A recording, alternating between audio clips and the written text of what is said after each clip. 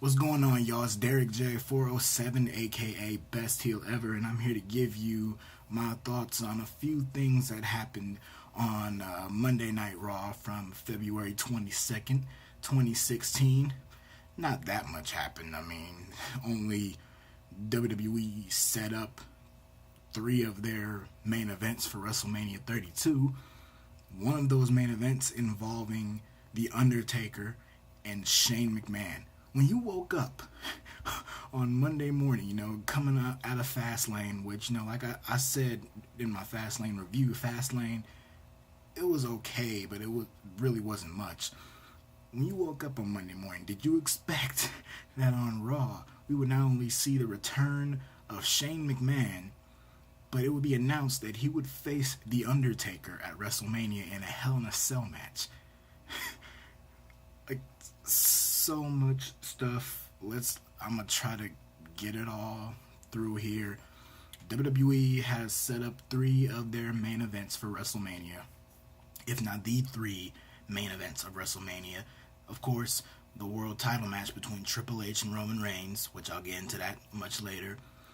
Dean Ambrose and Brock Lesnar in a street fight. That should be good. There's thoughts on that one.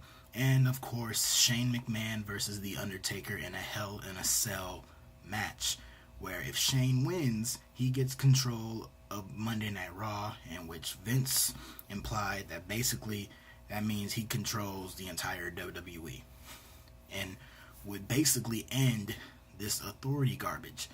So, let's back up. Let's take all this in stride. Let's talk about this all, because this was some stuff right here, man. So, first off, on Monday, I don't know when, it was like at some point, a few hours before the show, there was some stuff online going around that there's going to be a big surprise, some huge segment is going to happen on Raw, and it might happen at the beginning of the show. Now, me being, someone with a brain, I took this with a grain of salt. Like, this is WWE. I mean, just like, not as much as TNA and their empty promises when they are hyping up a huge announcement and it turns out to be nothing. But WWE, we've seen this stuff before too. I think they did something similar last year. Like the first Raw of the new year, they said, "Oh, something big is going to happen to set up, the road to WrestleMania or something like that," and nothing happened. So I wasn't buying it. I was gonna wait and see. So they start Raw with the presentation of the Vincent J. McMahon Legacy of Excellence Award. Vince was out there. He's gonna present the award, and he presented it to Stephanie McMahon. I thought he was gonna present it to Triple H or even himself, but I knew it was gonna be just a gimmick. I knew it was nothing serious. It was gonna set up something, and I thought, he was gonna present it to Triple H, and then, that'll make way for Roman Reigns to come out there and, start that build up. But no, he presented it to Stephanie. The crowd was just drowning them with boos. She was talking. I was barely paying attention. I'm just waiting for Roman Reigns or somebody to come out. I'm just sitting there like, this is just whatever. And then Here Comes the Money starts playing in the arena. The crowd fucking erupted when Shane McMahon's music hit. And yes, that was indeed Shane McMahon. He made his way out there. It was awesome. He definitely looks older. He definitely looks older. Some people were saying oh, Shane's looking older than Vince. It's like, no, he's not. No one looks older than Vince. No one is showing their age more than Vince McMahon. Look at his face. It looks like a fucking melted candle. But Shane, I mean, he has the basically all white hair now, and it's a little shorter. And yeah, he does look a little thicker around the face region. I mean, I do too. But you get older. That's how it is. You get older, you get a little puffier in your face, I guess. I don't know. But yeah, Shane was out there. The crowd was going crazy for him. Shane O'Mac chants, "This is awesome. Holy shit," all that stuff. they were bringing up real shit, man. He was talking about how he left all those years ago, but he made a deal with his dad to, do his own thing, start his own businesses and all that kind of stuff. But eventually he would come back, or not eventually come back, but he always still had his place. And he was talking about how, things under Triple H and Stephanie McMahon's watch, business wise have been horrible. All the injuries and the low stock and the low ratings. I'm thinking like, holy shit, this is some real stuff here. It feels like real emotions. And this is what I always thought, because I always thought since the beginning of the Authority happened, I always thought, wouldn't it be cool if Shane McMahon would make his return and kind of put an end to this and kind of fight for power away from them and win power and be the new owner of WWE or some shit like that. But I never thought it would happen. I mean, I thought it was a nice thought. But to see it actually happen here was really kind of cool. Because I always liked Shane. Shane was always my favorite of the McMahon family. Stephanie, she had her moments back in the day. Nowadays, like, she plays her character well, but I just can't get into it. Vince, you take what you get with him. Linda, I never liked Linda. Even back in the day when she would come out and get the babyface pops and make the big announcements for certain stuff, I never really got into Linda. But Shane, like, heel or face, I always knew he was going to be entertaining because that fucker is just a crazy performer. And I don't know if we're going to see, I don't know how much of that we're going to see. I mean, he was looking good, doing his little, dance and shit, making his way to the ring and that kind of stuff. Got some nice Jordans I saw. But Stephanie eventually left, and it was Vince and Shane talking. And Shane said he wanted control of Raw. And Vince told him, like, you can get it if you win one match on one night, and that night will be at WrestleMania. Your opponent is The Undertaker, and the match is Hell in a Cell. That came completely out of nowhere. The rumor last week going around was that they decided on who The Undertaker's opponent would be, and it was not someone on the roster. So instantly I'm thinking it's all BS, and it's going to end up being John Cena. But no, it was Shane McMahon. Who would have thought that? No one could have predicted that. No one. And so now, for like the next 30-45 minutes of Raw, I'm in complete shock. I mean, this took up the first 20 minutes of the show, and like, they managed to have the McMahons out there for the first 20 minutes of Raw, and I wasn't hating it. I was loving every second of this. This was awesome. Shane's back. That's cool. But yeah, I mean, my emotions went from Shane returns, awesome. He cuts down Stephanie and Vince, awesome. He says he wants control of Raw and he can get it by wrestling at WrestleMania. Okay, that's cool, yeah. But then it's announced he's gonna have to beat The Undertaker in a Hell in a Cell match, and I'm just like, huh? I'm not saying boo, cause like, the reaction last night and even today, it's like kind of split down the middle. Some people love it, some people hate it. I really don't know how to feel about it. It's different. I definitely didn't see it coming. Like I said, it was very unpredictable. I will give them that. But aside from that, the thought of Shane McMahon versus The Undertaker at WrestleMania in a Hell in a Cell match, like I don't know how, I mean, these guys are much older. Like, people were drawing reference to, like, back in 2000 when he would fall 50 feet off the stage or some shit like that. And it's like, that was over 16 years ago. We are in 2016. I don't really know how much of that kind of stuff Shane will do.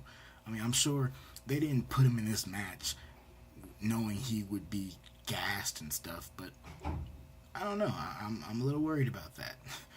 And The Undertaker's older, but I mean, I don't know. I don't know. Match-wise, it'll be a spectacle. I mean, I'm sure that's why Hell in a Cell is involved, because they got the cell to, have a little magic and, use all the weapons and all that kind of shit. So that'll add to it, I'm sure. early predictions, don't even get me start. I will say this. I feel no matter what the finish of this match is, I feel that by either the end of WrestleMania or by the end of Raw the next night, the authority will be over and Shane McMahon will be in charge. No matter what the outcome is, I don't want to even I don't even want to start thinking about this because I'll go on even longer. But my thought is, no matter what the finish is, and like if Undertaker wins, Shane just goes away. It's like, I don't know. Maybe Shane is around for the long run, but I don't know because I'm sick of the authority, and the authority needs to die at WrestleMania. I was hoping it would come within the Triple H Roman Reigns match, and that would be like the end to it somehow. But if this is it somehow, some way, then that's cool. If Shane is back on TV, and he don't have to be on TV every single week, my hope is that Shane can get power and he can be the new guy in charge, but he's not on TV every week. They take the William Regal approach down in NXT. William Regal's not on every single show, but when he is, he's announcing matches or he's, deciding decisions and that kind of stuff. So hopefully that's the kind of role Shane could be in. But yeah, I see somehow Shane will be the one in charge after this is all said and done. Either by the end of WrestleMania or by Raw the next night. He'll be the one in charge. Now, another match that was announced is Brock Lesnar and Dean Ambrose. Now, the original plan was Brock versus Braun Strowman, then Brock versus the Wyatt family. And yeah, all that stuff with the Royal Rumble, it does seem pointless now. But yeah, I said weeks ago, heading into Fastlane, the money here for me is Brock and Ambrose. I want to see them have a match at WrestleMania for the Intercontinental Championship. That was back when Ambrose was still the champion, and I was thinking that would be a good way to elevate the title and put that in a big marquee main event match. But they took the belt off Ambrose. It's back on Kevin Owens, and then like early in the day on Monday, there were starting to be rumors that Brock's opponent has changed to Dean Ambrose, and they're going to have a match. I'm thinking, cool, that'd be great. Hell, they should have a no disqualification match or something like that. And that's what happened. So before Raw, they filmed this angle where Dean Ambrose arrived in the arena and he got beat up by Brock Lesnar in the parking lot, got Big Boss Man slammed on the on a car windshield, and he got stretchered out, put in the ambulance. On Raw, Paul Heyman was out there with Brock, cut a very intense promo on Dean Ambrose, and he was saying, like, if anyone, Brock's gonna rip through the locker room because Dean Ambrose screwed him out of the main event of WrestleMania, but, whatever Brock is involved in is always the main event, all that kind of stuff. So the ambulance comes back, and Ambrose, neck brace and all, he comes out there, he's literally crawling towards the ring to Brock Lesnar. Brock steps on his head and walks away. Ambrose grabs the microphone and challenges Brock to a match at WrestleMania in a no-holds-barred street fight. Brock came back, F5'd him right there on the floor, and Paul Heyman said, "My client accepts." So just like that, you got your other two main events for WrestleMania announced, and Dean Ambrose, while still laid out, he was smiling. So some cool stuff. I'm looking forward to that match. Brock versus Bray Wyatt. I just can't take the Wyatt family seriously anymore. So this is a much better thing. And I see one of two outcomes in this match. Either Ambrose wins and gets his revenge on Brock Lesnar and overcomes the Beast, or he gives it his all and he, fights as hard as he can, but Brock beats him. But then they do circa Jeff Hardy Undertaker from 2002, and through that, Brock he gains respect for Dean Ambrose. Ambrose, he kicks out of suplexes and F5s, but there's just that one finishing blow that keeps him down, but he still gets back up. So, you haven't taken me down. You haven't broken me, Taker, or something like that. And Brock comes back, or he's still in the ring, and he just, looks at him, gives him a fist bump, pats him on the head like Undertaker did Jeff back in '02, or something like that, and just say, you've earned my respect, basically. And then the next night on Raw, Brock and Heyman can talk about that, and the Wyatt family can come out there and attack him, lay him out, that takes Brock off TV, and then when he comes back, he can start a feud with the Wyatt family. That's how I can see that going. But still, very much excited about Brock and Ambrose. And then the main event of this show was Roman Reigns versus Sheamus. That doesn't matter what happened after the match. The match didn't even end. Like, Roman was about to win by countout after spearing Sheamus outside, but then Triple H came out, not in the suit, but he came out with the fists taped up, leather jacket, jeans, a t-shirt, and all that kind of stuff. He came out there, he and Roman had a brawl, beat the fuck out of Roman. Roman started bleeding, and there was a video showing, like, it looked like Byron Saxton passed a blade to Roman so he could blade, or people are saying it was a capsule just full of fake blood. Whatever it was, I don't give a fuck, and you shouldn't either. It doesn't matter. He bled, and the camera was focused on it. Usually in these situations, the camera shies away from showing all the blood, but right there, it was like front and center. Triple H was showing his face to the camera and like punching him in the nose. Like, what caused him to bleed, or what's supposed to have caused him to bleed, was Triple H like bashing his head into the announce table and just kept doing it over and over again. Like, the fans were cheering this. I'll get to that. I'll get to that in a minute. So, like, the referees and all that kind of shit are separating them, but then Triple H gets him up on the steel steps and pedigrees him. He mocks Roman Reigns' thing and does it, like, he does this and that. So, yeah. And Triple H was over. Like, let this be known. After this episode of Raw, the two most over guys on the entire show were Shane McMahon and Triple H. I'm asking this question again. What year is this, man? This is crazy. But while it's cool with Shane, it's not cool here. Now, I was cheering for Triple H because he made Roman Reigns bleed. He was intense. He was beating the fuck out of him. I was cheering for Roman when he beat the hell out of Triple H back at TLC. So it had to come full circle, and Triple H beat Roman up just a little bit better because he made him bleed. And the blood just adds to it.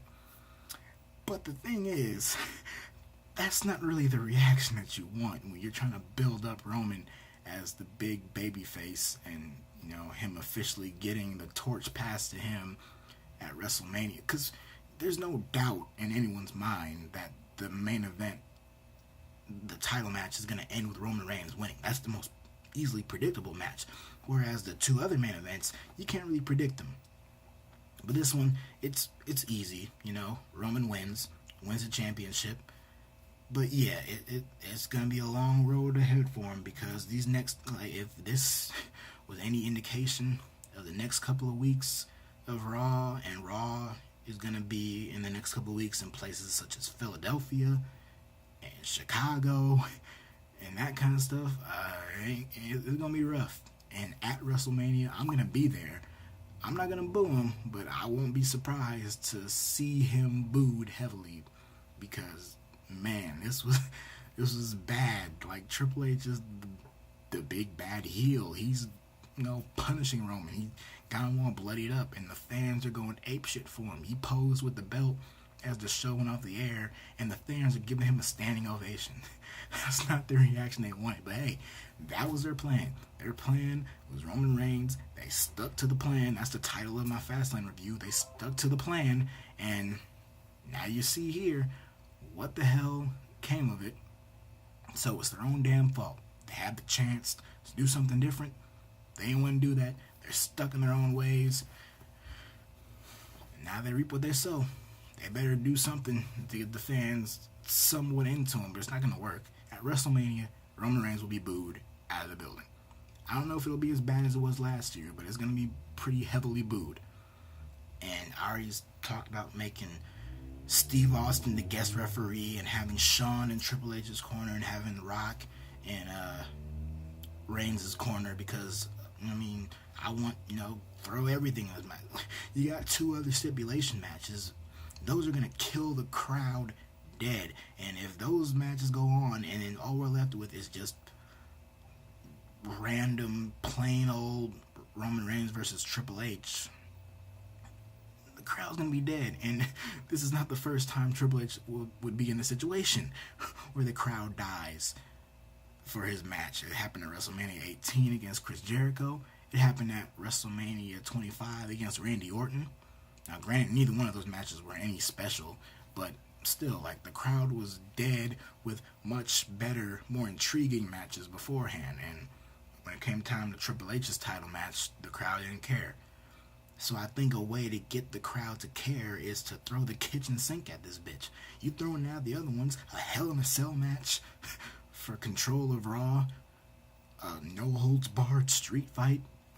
Throw the kitchen sink at this. You don't gotta make it some stipulation match, but give it a guest referee. Give it Steve Austin. I started thinking about, hey, Cena's not doing nothing, but a way for Cena to be at WrestleMania and not wrestle, he could be the guest referee. Like, I think something like that needs to be added to this match. And yeah, it's like all this is getting thrown into putting Roman Reigns over, and all it'll do is to get the fans to probably boo Rock, boo Austin or Cena or whoever the referee is. And like I said, that's their own fault. I'm saying I want all that to make it more enjoyable for me to watch. But yeah, other stuff that happened on Raw, Jericho and AJ Styles teamed up. AJ ain't gonna see it coming. That's all I'm gonna say. He's not gonna see it coming. There was a rematch between the Wyatt family and the Titans of WWE, and Ryback just randomly walked out, and the Wyatt family won. They seem directionless heading into WrestleMania. Ryback has said he's on his own now. Whatever. And other stuff happened on Raw, but honestly, other than the build-up of the three main events, nothing else really mattered. It was all about that stuff. I'm looking forward to WrestleMania. I'm going to be there. I got my, my airfare, and I got my hotel booked. The amount of money I have spent on this entire trip is just, it's ridiculous, but it's worth it. Hopefully it'll be worth it in the end. Like I said, I don't got much in the way of predictions now aside from the title match. Anyone could have predicted that. But yeah, I'll keep talking about WrestleMania as much as possible over the next couple of weeks. And that's it now. I can't believe Shane McMahon's back. I'm happy about that. We'll see how stuff unfolds the next couple of weeks on this road to WrestleMania.